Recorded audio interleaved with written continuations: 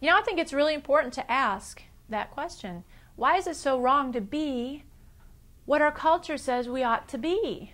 You know, how could that be bad? If it's not bad for Kate Moss, and in fact, her thinness is what guarantees her a very successful, lucrative career, then why is it wrong for the rest of us who aren't models but just want to look like them? Well, that's a really great question, and I've got a few thoughts on that, because it actually used to be an argument that I had when I started counseling for my eating issues, because I was right into that range, not, you know, too thin, but trying to be in that range of what our culture says is good. The problem is that our culture is focused on appearance first, okay? Our culture teaches that what is most important about us is what we're able to convey on the outside, okay? The problem is that we live on the inside, and all of our thoughts and feelings and emotions and everything that creates who we really are is really more about what's inside than what's outside.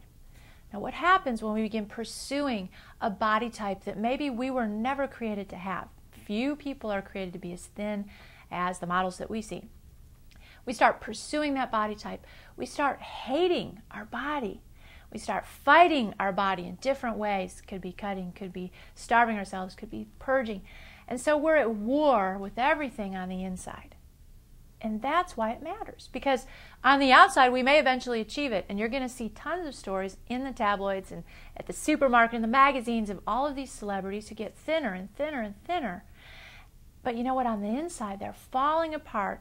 And if you ever watch any true Hollywood story or anything like that, you hear these stories of anguish, of pain, of people whose lives have fallen apart. And you think, how could that happen when on the outside they looked exactly like how they were supposed to look?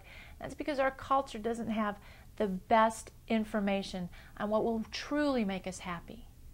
Looking like Kate Moss is not going to change your life. Being happy, knowing who you are on the inside, is what's really going to make a difference, and that's why it matters.